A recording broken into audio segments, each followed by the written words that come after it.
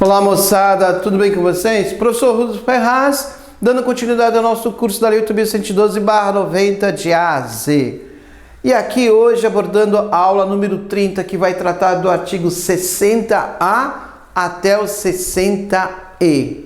E aqui no caso específico, o nosso título é Auxílio Moradia.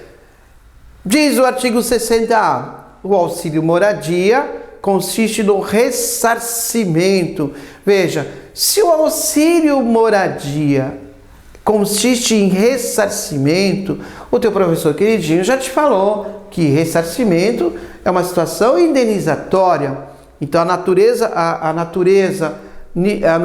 indenizatória está ligada à palavrinha ressarcimento. Falou ressarcimento, temos uma situação indenizatória.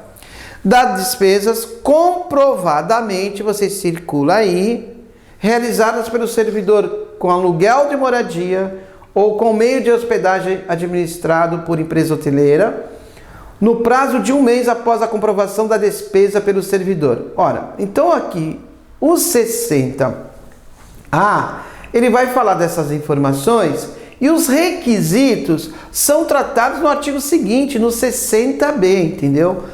E aqui, muito cuidado com esse 60B, que ele é o mais forte para a prova, porque ele vai trazer os requisitos apresentados para o auxílio moradia e diz assim: será concedido auxílio moradia ao servidor se atendido os seguintes requisitos.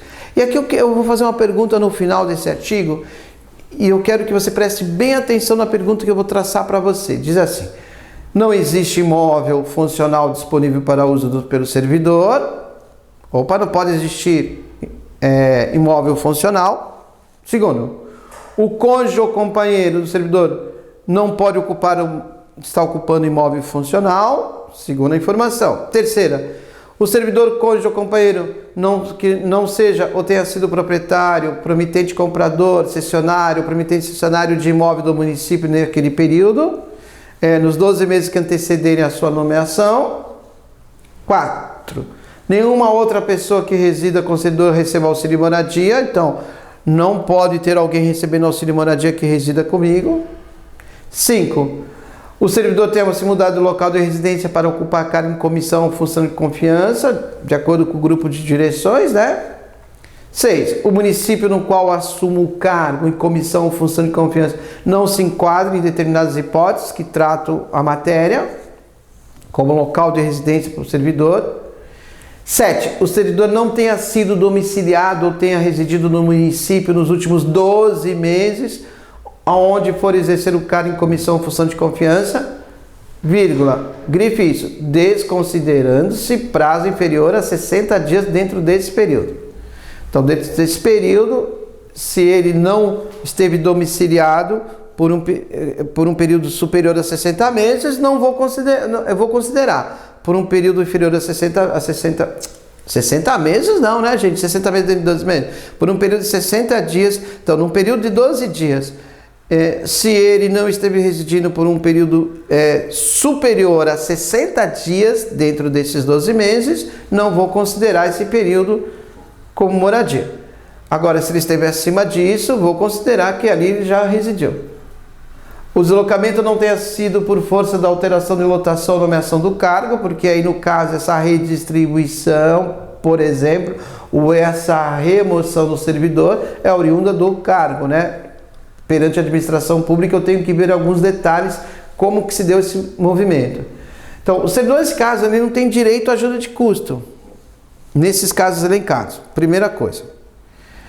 E aqui, ó, o deslocamento tem ocorrido após 30 de junho de 2006. Esse inciso específico já não nos interessa mais. Esse deslocamento aqui já são mais de 10 anos, então não precisa levar em conta. Se quiser decorar para a prova, para questão de data, tudo bem. Mas é muito importante, que eu quero te chamar a atenção, é que exige-se para esses auxílio moradia esse acúmulo desses incisos, né? Tem que se observar todos esses incisos. Se um deles não está presente, aí já desconsidera o direito do auxílio moradia, percebeu? qual é a tendência que eu percebo aqui? Que a administração pública quer fazer tudo para não te pagar, tá? Então, esses requisitos, quando são perguntados em prova, você deve lembrar que eles são requisitos acumulativos. O que eles gostam de perguntar em prova são duas situações.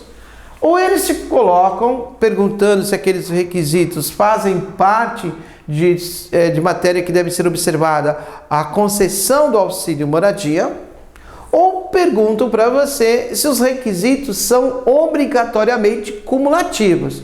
E a resposta é: os requisitos são de forma acumuláveis. Ou seja, para que eu tenha direito ao auxílio moradia, eu tenho que preencher todos esses requisitos elencados pelo artigo 60B. Se um desses requisitos eu não preencho, eu não terei direito ao auxílio moradia. Nossa, professor, mas é muito duro isso daí. Lógico, primeiro tem que ser que é dinheiro público, né? Sempre tem que ser duro para não confundir o privado com o público. Segundo, que é o que traz a lei. O regulamento trata a matéria assim. O regulamento 4004/2001. Vai tratar a matéria nesse ponto. Ou seja, eu tenho a necessidade dos incisos serem acumulativos para ter direito a receber. Então, não esquece disso. Basta que um desses requisitos não esteja sendo cumpridos ou cumprido, eu não terei direito ao auxílio moradia, tá?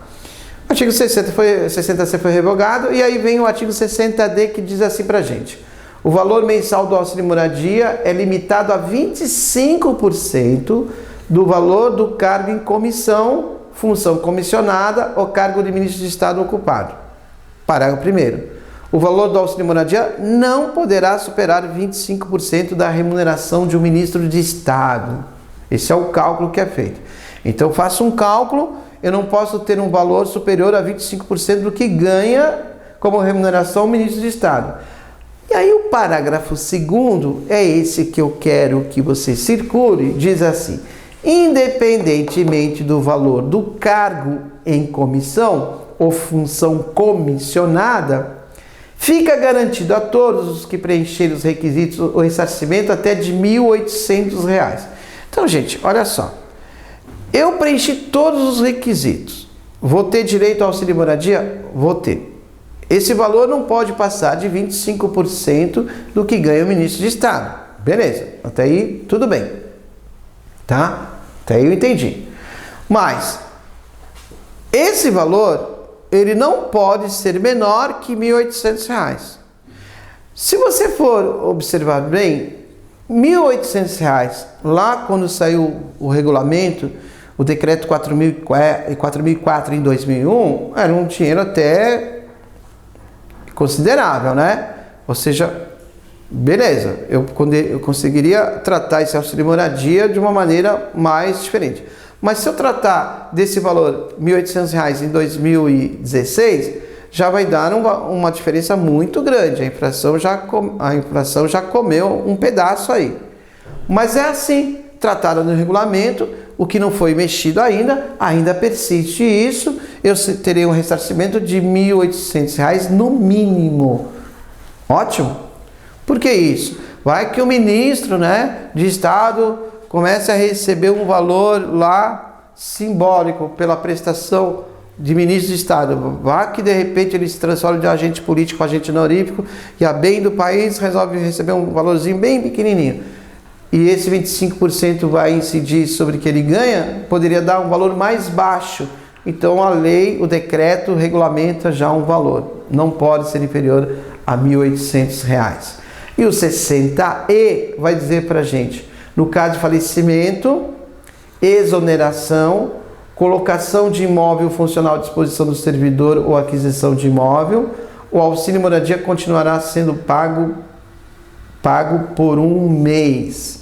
Ou seja, ocorreu o falecimento do servidor, ocorreu a exoneração, ocorreu uma colocação de imóvel funcional, ou seja, ele precisa sair daquele imóvel funcional à disposição, aquisição de outro, uma situação de uma disposição do servidor ou aquisição de imóvel. Esse auxílio moradia vai continuar sendo pago ainda por um mês. Então ele vai receber mais um mês para frente. Mesmo que ele adquirir um imóvel, ele vai ter direito a esse auxílio moradia. Vamos ver uma questãozinha adaptada, uma questãozinha bem interessante para a prova. Olha só. No caso de falecimento ou exoneração do servidor, o auxílio moradia não continuará sendo pago. Errada a questão, gente. Por que está errada, professor? Porque ele vai continuar sendo pago, mas cuidado, apenas um mês para frente. Então, ele teve um auxílio moradia agora, digamos que ele foi exonerado, ele terá direito a receber esse auxílio moradia seguinte, tá? É uma questão que a lei traz, até entendendo essa situação que ele vai se encontrar de forma desfavorável. Esse auxílio moradia poderia ser um auxílio moradia no sentido até para que ele possa se adequar àquela situação naquele momento que se apresenta. Ficou bem claro aqui? Sou o Rudes Ferraz, se despedindo por aqui. Até a nossa próxima aula. Tchau, tchau.